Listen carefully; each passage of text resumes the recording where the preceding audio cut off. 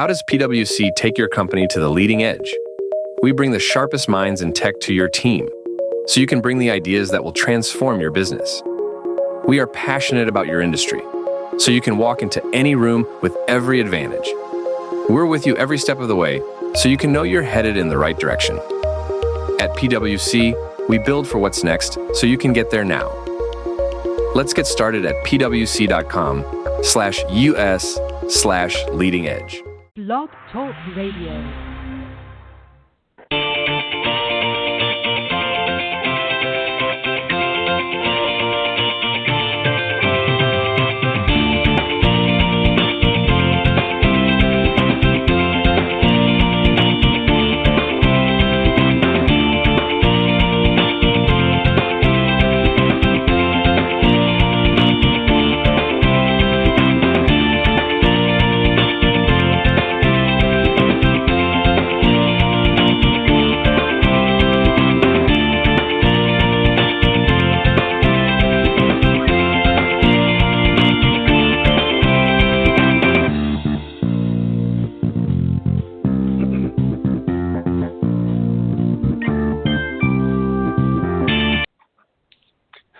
All right, good morning, everybody, and welcome to the Women of Golf Show. I'm Ted Odorico, and right alongside, of course, each and every week is Legends Tour player and LPGA professional Cindy Miller, and we are the hosts of the Women of Golf Show. Good morning, Cindy. Good morning, Ted. How are you today? I'm doing fantastic. A nice, beautiful, sunny day down here in Florida, and I understand that you're at the God, I just drew a blank. Cindy, where are you? LPGA National Summit. I am in Des Moines, Iowa, where the Solheim Cup just finished and the LPGA National Teaching and Coaching Summit is going on. And today's the second day of the event, and it's very exciting here. Especially off of a U.S. win. What a phenomenal Solheim Cup. That was fantastic, wasn't it? Holy cow, it was amazing. Totally amazing. I stood on the first tee on Sunday, and the electricity and the fans and the music blaring. I mean, it's nothing I've ever seen before. It was absolutely electrifying. It was so awesome. Yeah, and kudos to Julie Inkster for doing a great job of leading the ladies around through the last several days. But let me just very quickly, Cindy, let's remind everybody, of course, where we are and how to tune in each week, and then we'll continue our discussion. Again, welcome everybody to the Women of Golf Show. We're live here every Tuesdays from 9 to 10 a.m. Eastern here on the blogtalkradio.com network, and that's the best way to find us. Go to blogtalkradio.com/Women of Golf, or just type Women of Golf up in the search key. Show will be front and center, of course, during the live broadcast, but for some reason, if you can't join us live, just visit that link at any time and scroll down to the on-demand section, and all of the shows, including today's, are previously recorded, so you'll be able to listen when it's convenient for you. We're also available now at iTunes.com and Stitcher.com as well. Under the podcast section, just type in, again, Women of Golf, and you can listen on either of those platforms if you so choose. Also, we would love to hear from you. If you want to reach out to either Cindy or I on the live broadcast on Tuesdays, you can do so by calling area code 347-945-5855. And, of course, as always, if you're somebody in the golf profession, you're interested in coming on the show, you can reach out to Cindy at cindymillergolf.com. That's Cindy at cindymillergolf.com, or you can certainly reach out to me as well, and my email is ted.golftalklive@gmail.com. We're going to talk a little bit, Cindy, this morning on to have a discussion on the 5 E's of girls golf. Of course, we've talked about them before on the show when we had a guest talking about girls golf and some of the various programs that are offered there. But and then a little bit later on in the show, we're going to be joined by Cara Moore. She's an LPGA Golf Instructor and entrepreneur. She'll be joining us in the second half. But just Cindy, just sort of pick up. We got a few minutes. Just pick up where you left off on the about the Solheim Cup. It was just absolutely amazing. I cannot. They pre-sold 120,000 tickets, which for women's golf, that's unbelievable. And that never happens. And there were men walking around with, their buddies drinking beer, watching women's golf. I mean, it was so awesome. And these girls, this golf course was 6,800 yards. Wow. And so the reality check is, wow, I suck. And they don't. No. And, well, no. it's just amazing how far they hit the freaking ball. It's unbelievable. I mean, they rose to the occasion. I think Lexi was 8 or 9 under on a round. Yeah. I mean, it was just amazing how well they played. And kudos to the whole team. And even the European team played well. It's amazing. The sad part is the European tour has really downgraded their events. Apparently, they got rid of their commissioner, and they don't have very many events. So the way they choose the team, I think, is going to change for the next Solheim Cup, which is going to be in Scotland. But anyway, it was just awesome. Yeah, I heard a report, just going back to about the crowd sizes, Nat, that I think this was the largest crowd that they've ever had at a Solheim Cup, if I'm not mistaken. So that's just a testament of just how well the women's golf has developed over the last several years, that it's just getting bigger and bigger and better, obviously. And what a great event, and I'm jealous and envious. I know they say you shouldn't be jealous or envious, but I am of you, Cindy. I wish I had been there to partake in that event. It was very exciting from what I saw of it on TV. I didn't get to see it all, but I did get to see some of it. And yeah, the girls were just fantastic on both sides, European and the U.S. side. But congratulations, of course, to Team USA for retaining the Solheim Cup. And again, to Julie Inkster for doing a fantastic job of leading them. Absolutely. Speaking of girls golf, Cindy, we're going to just sort of brush stroke, if you will, across the 5 E's of girls golf, and maybe just get you to make a few comments. Now, I'm going to read out the first one, of course, and their sort of motto or kudo, if you will, for each of them is as follows. The first one, of course, is we empower girls with confidence and inspire them to dream big. You're obviously very familiar with girls golf platform. That how important is that first one for their initiative and girls golf in general? Oh my goodness, it's the most important part because it's belief, it's giving them confidence and courage. It's helping them realize that they, can do, have, and be better. And as the LPGA Girls Golf site director for Buffalo, needless to say, we teach a lot of girls and a lot of kids, and it's the most important part of all of what we do, I believe. Don't you agree? Yeah, I do as well, and they do a fantastic job. I mean, virtually everybody that we've had on this program that's an instructor or in the golf industry, more often than not will actually make a reference to the LPGA Girls Golf programs and that, and just how well run they are, and just how successful they've been over the years. And you're right. I think to really teach these young ladies, because you got to remember, folks, for those of you tuning into the show this morning, certainly women have been playing golf for a long, long time, but it has predominantly been a male-dominated sport for many, many decades. And it's really only been probably, maybe the last 50 or so years, Cindy, that really women's golf has started to really come in the forefront a little bit, and especially probably in the last 20 years, I would say even more so. And it's just, I think the initiatives that are being taken now to really get young women involved in the sport, because there's a lot of misconceptions, I think has done wonders for helping. And a good example of it is, of course, what we just talked about in the Solheim Cup. So empowering these young ladies and giving them confidence and inspiring them to dream big.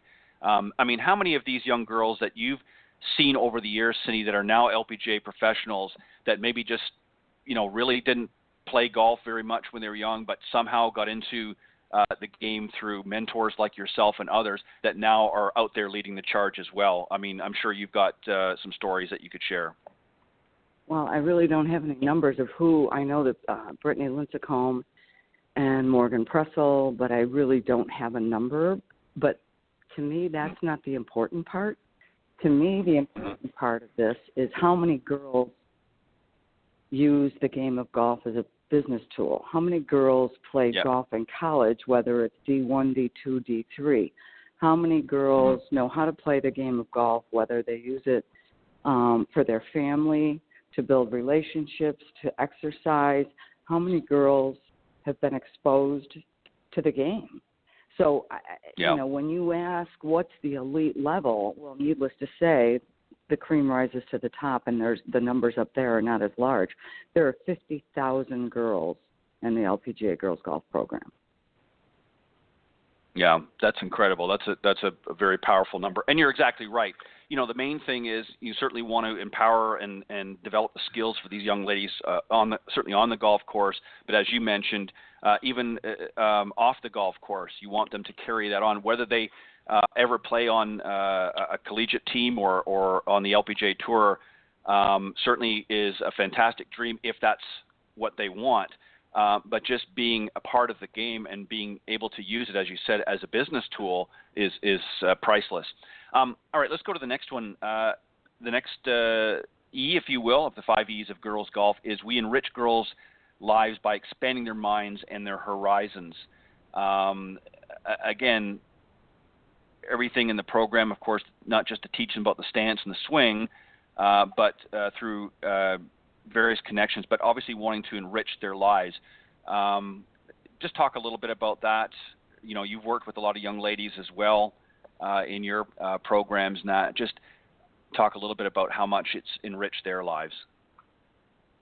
Well, again, the applause that you hear in the background is at the LPGA National Teaching and Coaching Summit, and there are 100 women sitting in a room, of which we're all basically friends.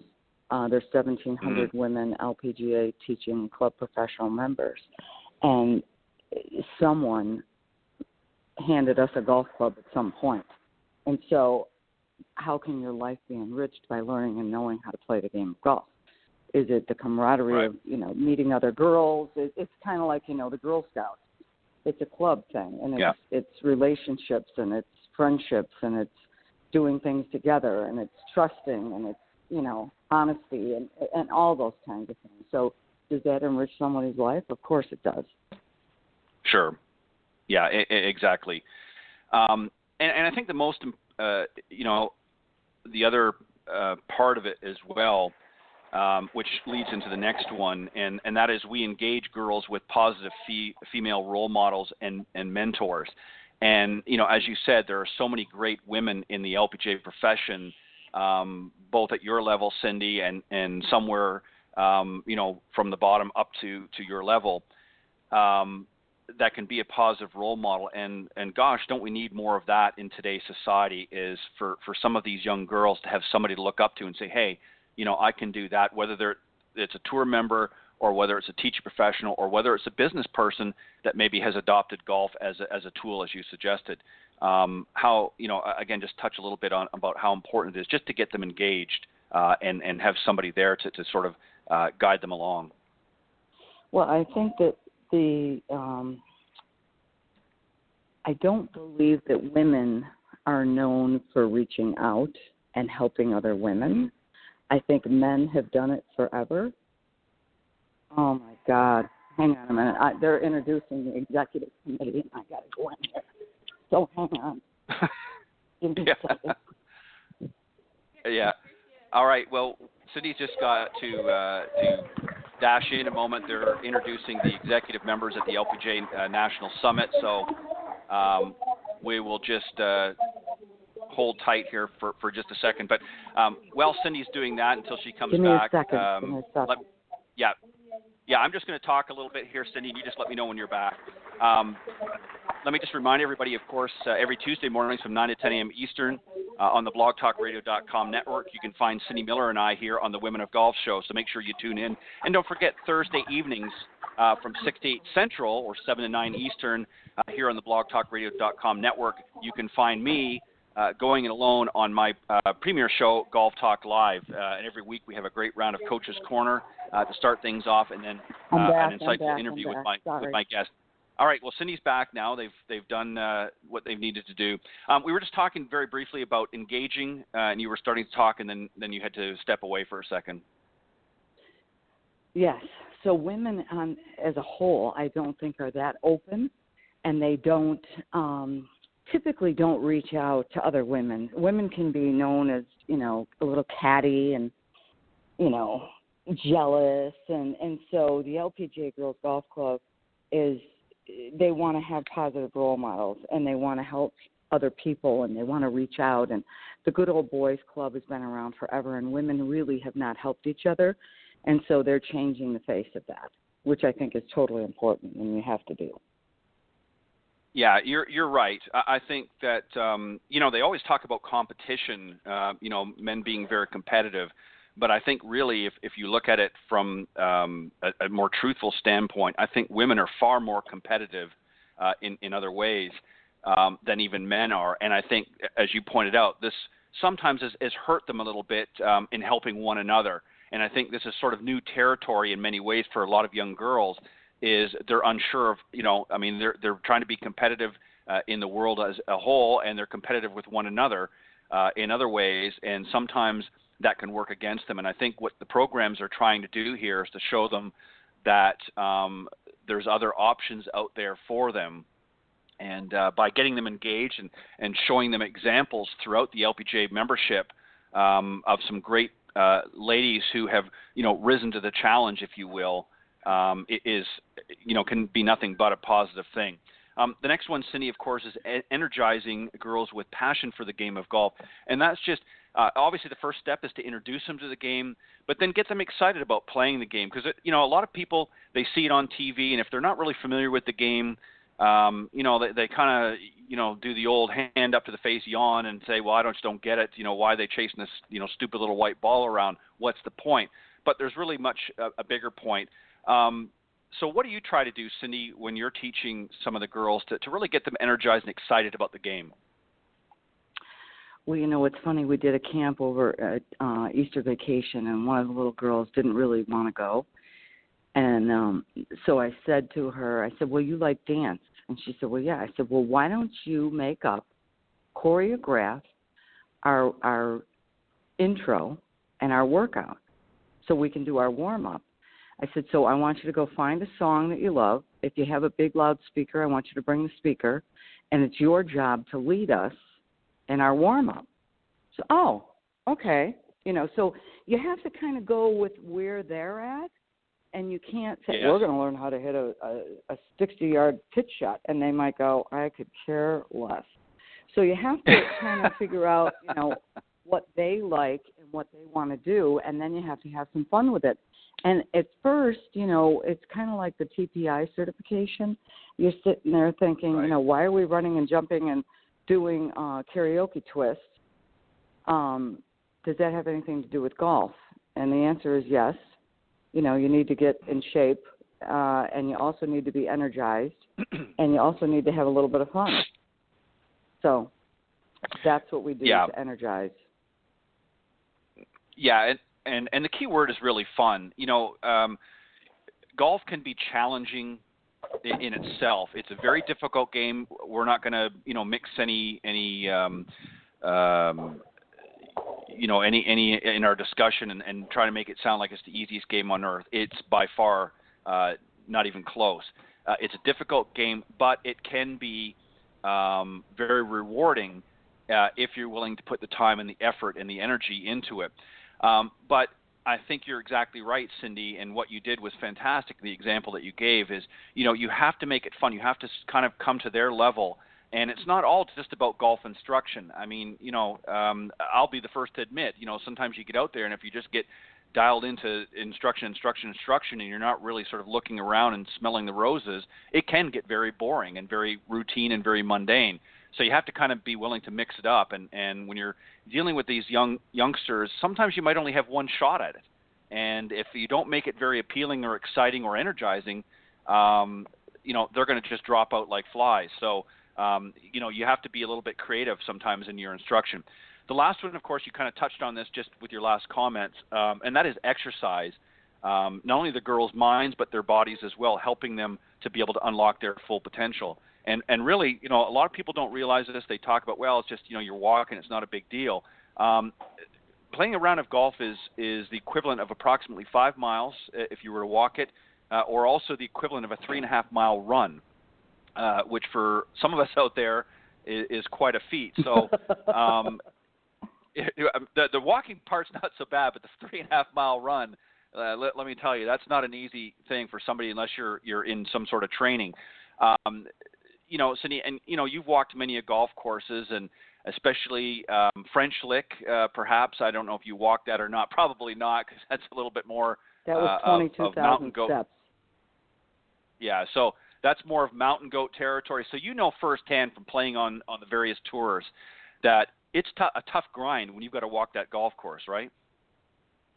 Well, it is, and it's not so much just the walking as it is exercising so that you can hit the ball better. So it's funny, I stood on the 5th hole during the Solheim Cup matches on Sunday, and I wanted to see where everybody drove the ball. And it was, I don't remember the yardage of the hole, but they were all getting there in 2. And, when I stood on the tee box and I looked out, I go, well, this is about where my drive would go, and you'd say they were 30 or 40 yards in front of that. But I was watching the muscles in their legs. Trust me, when I played on the tour, there was no exercising. There is exercising now. Right. You are your only inventory. So not only do you need to exercise your mind, but you need to exercise your body, and you have to be in tip-top shape, or you're not going to be able to compete with everybody else. So not only should you be in shape, physically for your own health, but also to be able to play better. It's funny, I was fortunate enough to do one of the keynotes yesterday about the IT Box at the National Teaching and Coaching Summit, and Lynn Marriott and Pia Nelson were also here, and they talked about vision. And what really hit home to me was, they said a lot of these parents want these kids to go be superstars, and you're trying to encourage them to go practice. And if it's not really their passion, they're not going to do it. I mean, when you talk about passion, you have to live, eat, breathe, and sleep this. And so you can't make somebody be a superstar. They have to get up every day and want to do this. So not only should you exercise your body, but you need to exercise your mind. And being a part of the LPGA Girls Golf Club doesn't mean that you have to want to be a tour player. It means you have to be willing to be the best you that you can be. And we need to have coaches and mentors that believe that, so that we can give these kids, the best possible experience, which is awesome. Yeah, well said. And just to very quickly recap, the 5 E's of girls golf is empower, enrich, engage, energize, and, of course, exercise.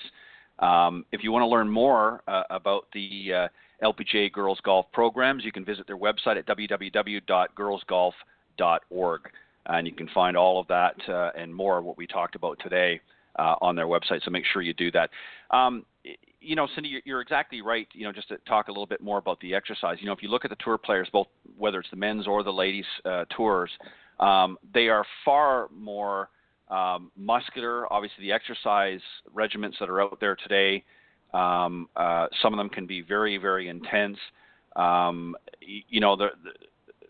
jury is out whether some of them may take it a little bit too far at times, because you obviously, if you get too heavy into the fitness, then you increase the risk of injuries, which is certainly not very conducive. And I know players like Rory McIlroy and some of the others that really are very fitness, and of course even Tiger Woods for a long time would sometimes injure himself with some of his aggressive workout styles. So you have to be careful. You're not looking to be a bodybuilder. But something that, the other thing I wanted to mention very quickly, Cindy, and then we'll move on, is you talked about wanting to somebody that to be the next superstar, and a word that seems to elude a lot of people is the word sacrifice. I don't think people really understand how much sacrifice. It's not just the hard work and all of that goes into becoming that, and the desire and the passion. But what a lot of them have to give up, a lot of other things, in order to dedicate their time and effort to becoming that elite golfer or that elite athlete. And I think a lot of people, once they sort of weigh the pros and the cons, might look at it a little bit differently. Would you agree with that? Absolutely, but I think the person that their vision, their dream, and their heart are all moving towards being a tour player, I don't believe they see the sacrifice. So someone, again, I teach an awful lot of kids whose parents want their child to be the next Jordan Spieth or Michelle Wie or Lydia Ko, and I can tell you that the passion is not in the child's eyes. The passion is in the parents' eyes. And that, again, I've taught golf in Buffalo for 30 years, and the closest we've come to a tour player is our own child that would sit in the back room, we called it the playroom, during the Masters and close the door and said, "I'm working, don't bother me." And he would watch those guys hit shots. He went to school at Augusta State University, and he would go to the National or the Masters, and he would sit there and watch how they would hit shots. He was inspecting everything that they would do. Most kids don't do that. Yeah. And my child shot 5 under par at Q School and missed it by 2 and said, "I played really good. I'm not good enough." So, you know, were all those years wasted? Absolutely not. Because what do you learn on the path to trying to become great? All kinds of things. Commitment, belief, focus, you know, mind control, all kinds of stuff. So again, you know, I don't think that the kids that are trying to be good see the sacrifice. Right, and you know what, the upside to that, even if you know you don't make it, like you said, there's so many great life lessons that you can learn along the way that are going to benefit you, you know, multiple times over in other areas of your life. So, but you're right, you have to have the passion yourself. It can't be somebody else's dream that you're trying to fulfill, and that's where I think the cycle, unfortunately, gets into many times is the kids get kind of prodded and pushed into, you know, a golf program that they may really don't want to do. And not to say that it wouldn't be good for them. Golf is supposed to be fun. You know, we're trying to get kids to come and do fun things. When TPI started, they did a survey in San Diego that said, you know, they asked these kids, what would you like to do after school? And golf wasn't even on the list. No one even mentioned golf because they didn't think it was fun. No. So, and now there's 50,000 girls in girls golf.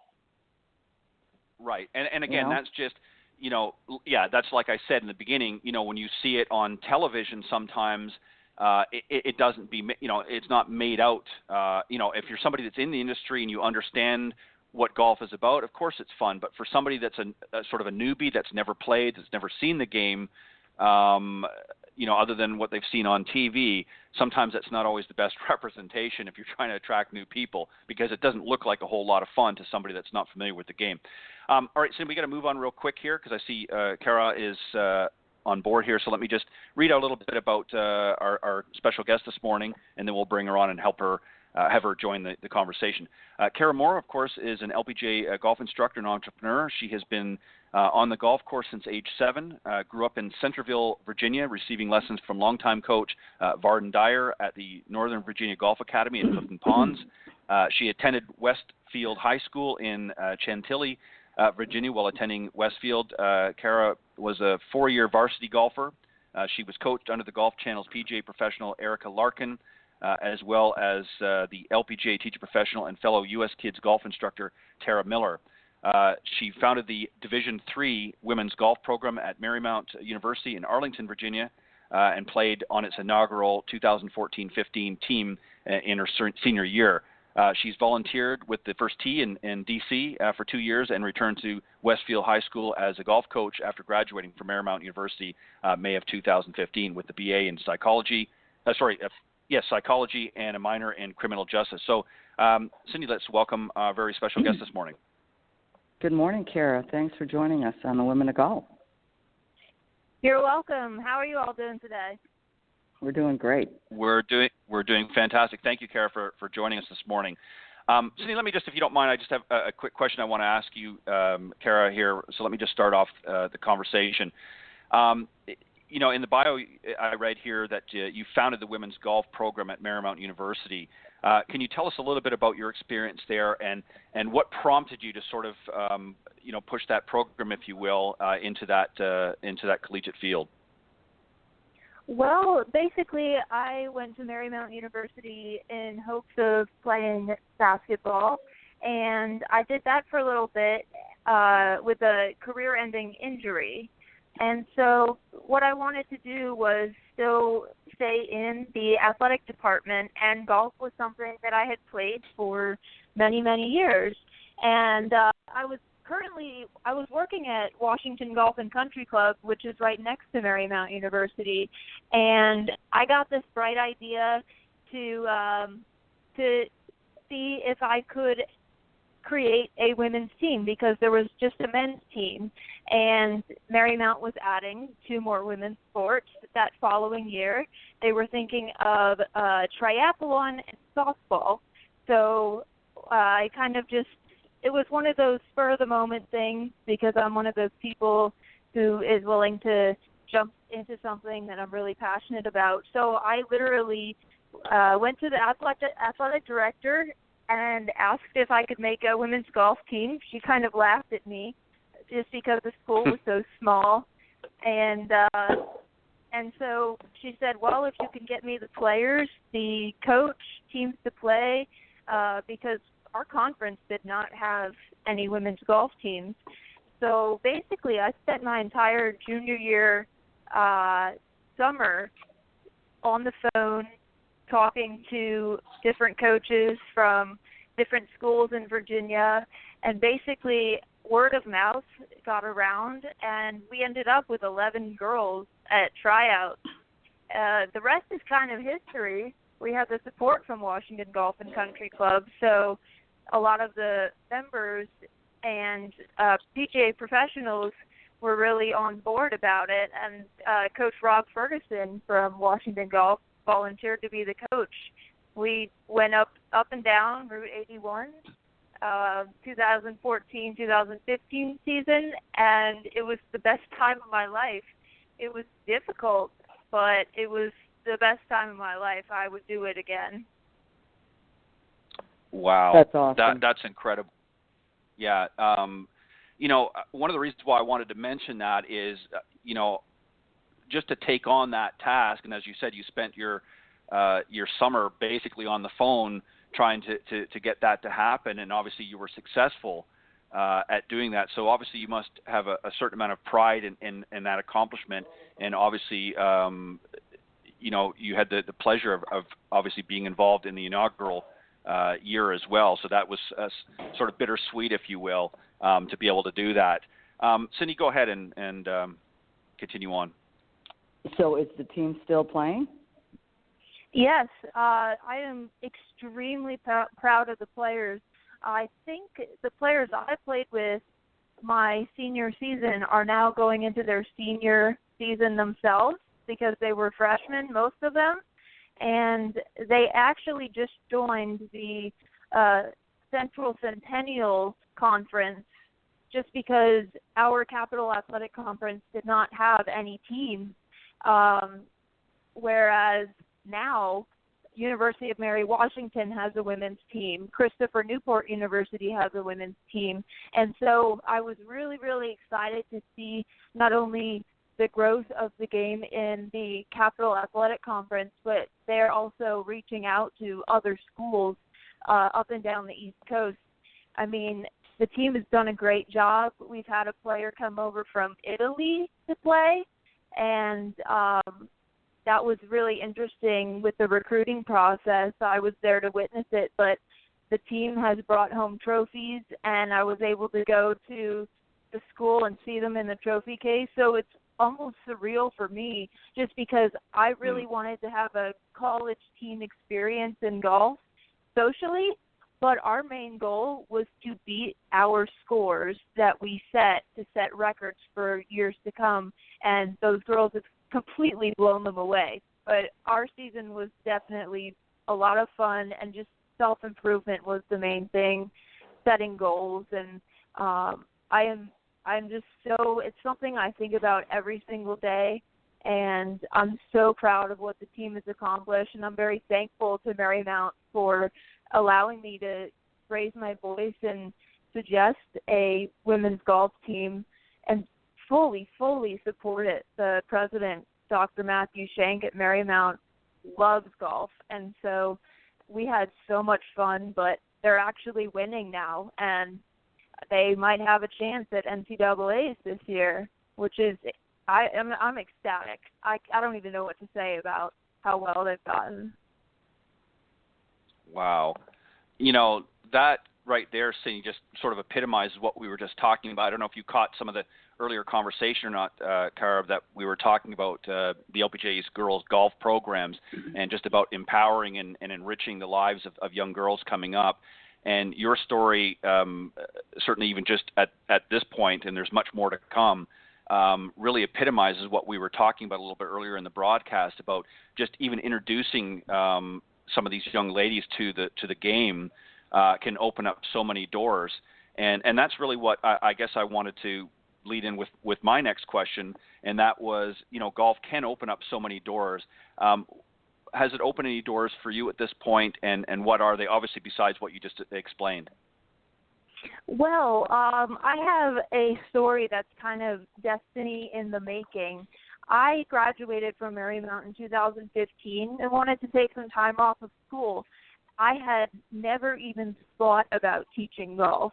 It didn't even cross my mind. I gave people tips at the range here and there, but I didn't want to leave Marymount not having any part of golf in my life, so I did a Google search, and out of everything that could come up, there was one thing, and that was volunteering with the first TEDC. So I did that my senior year right through graduation, and that's where I learned I loved to teach, specifically juniors, but I will teach anyone and everyone who wants to learn how to play golf. The great thing about the LPGA Girls Golf Program is that it's something that incorporates a lot of fun, and I have had the opportunity to attend a few events through the first TDC, and these girls truly do have a lot of fun learning about the game. We do an amazing race on the course, and it's literally like the TV show, but I think there is a little bit more to be done. We were discussing down in Florida at the Level 1 education for LPGA that as a whole do want to get at least 100,000 girls into the LPGA Girls Golf Program within the next 5 years. And I think it's totally possible with the outlets like the First Tee. And I ended up working at Dick's Sporting Goods in the golf department. Some guy came up one day and was surprised that there was a female working in the golf department. He asked me my story. I told him all about Marymount, and he said, well, I have this friend, and he's over at Twin Lakes Golf Course, and that was the golf course I grew up playing at, and he needs a little help this summer. So that was summer of 2015. From there, I got the opportunity to work with LPGA's Noelle Jablonski at the Everybody Golf School in Oakton, Virginia, where I'm an instructor now. And the funny thing is, the whole destiny part is when I was 9 years old, I was a camper at the Everybody Golf School. And so just 15 years later, I'm an instructor now. And I've been doing camps the last couple of weeks. And I didn't know how much it meant to me until I lost my Everybody Golf School water bottle from when I was 9 years old. I put a bunch of teas in there, and I lost it everywhere. I didn't want the teas back. I just wanted the water bottle. So it's very sentimental to me that Noelle Jablonski and George Danielson have given me the opportunity to teach at Everybody Golf School. It's something I started off playing golf with, and it's just surreal for me to be an instructor there now and have the platform to introduce golf to everyone, including the juniors. We have a huge junior program. So Destiny has really hit its mark, and I just can't wait to see what's up next. I mean, I have the support of Erica Larkin and Tara Miller, and I feel they have been a pivotal role in me to keep going, because they coached my high school team when it was about to fall apart due to no interest. And so Destiny has really hit its mark, and I can't be more thankful to everybody who's helped me through the process. Wow, that's awesome. I think you just hit all five of Kara. Sorry, go ahead, Cindy. When you started the program at Marymount University, did you have to fund it, or did the school fund it, and how did that all work? Well, Marymount University is a private Division III university, and it's run just like any other athletic program. However, the larger schools have larger budgets, and the funding for the golf team was simply from donations to the Athletic Booster Club. And so that's why they were able to add women's golf and women's triathlon that year. It just so happened that, golf is one of those really expensive sports, but I was able to get, shirts, bags, tees, everything down to little golf balls with every logo for a good price, just because the athletic department and athletic director helped me out so much. So the budget was small, but with the donations from the community, we were able to get whatever we wanted and go to South Carolina for a tournament, the TaylorMade Adidas Intercollegiate. So that's just all donations, and I honestly am forever in debt to the members of Washington Golf and Country Club, the time that Coach Rob Ferguson spent helping me out. It's really just one of those family things. So funding was a little tight at first, but the members and the community were not afraid to donate because they really support us. Let me ask you a question. If someone's listening and they wanted to start a golf program at their university, what would be the initial expenses to start or fund a program? Do you have any idea what the total amount would be? Well, I would start off by taking into consideration the gas and hotel fees for travel. We traveled throughout Virginia, so since we were at the very tip of Route 81, essentially we were driving down all the way to Roanoke. And so gas, hotels, I would say the starting budget is at least $5,000 to $10,000 just for shirts, bags, visors, caps, and a lot of it was just donations. So if they want to start a program, I would just say, make sure you keep talking, because eventually somebody will listen. And that's exactly what my athletic director did, what my school did for me. And so essentially just put a lot of passion into it, and somebody will eventually hear you. Awesome. Thank you. Kara, what I was starting to say a little bit earlier is, with your journey thus far really sort of epitomizes the 5 E's that we were talking about with the LPGA Girls Golf. You've pretty much hit every one of them with your story. And just to sort of piggyback onto what Cindy was just saying, obviously you reached out, I'm assuming, to a lot of the business community and so forth, and that, to get help with some of the funding and some of the donations and things like that.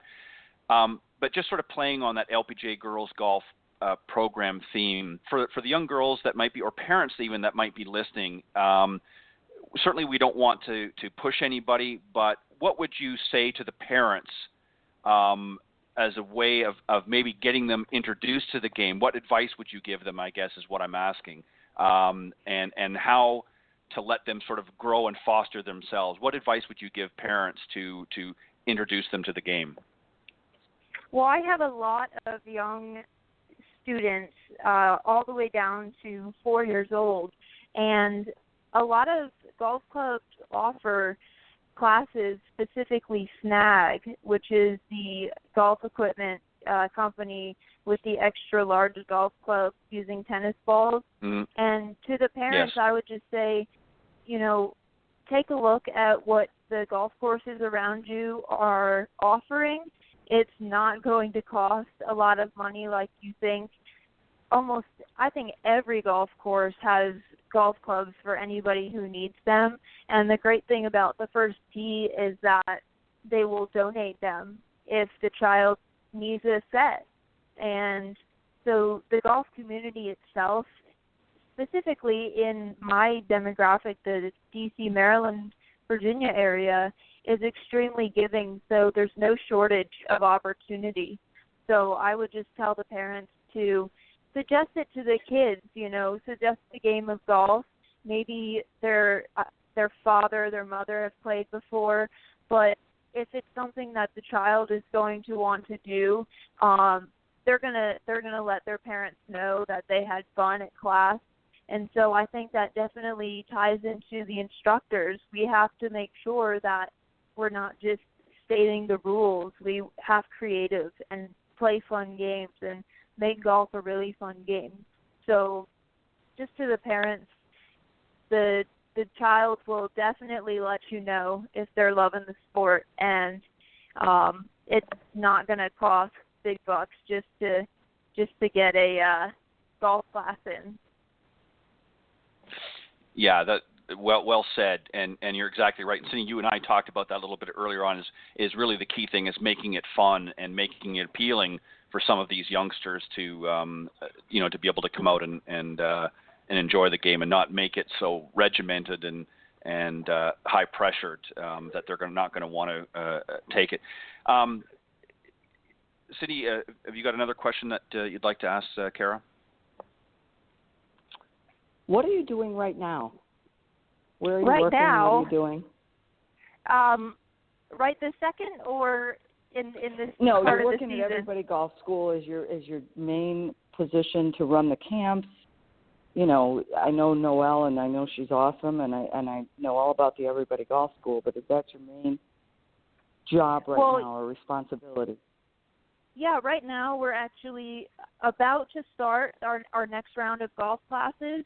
We usually do 4 to 6 week golf classes, and basically another round is about to start. Here in Northern Virginia, we don't get cold weather until at least November, so I'm teaching private lessons, classes to adults, juniors, everything, and then during the winter, I work sporting goods in the golf department.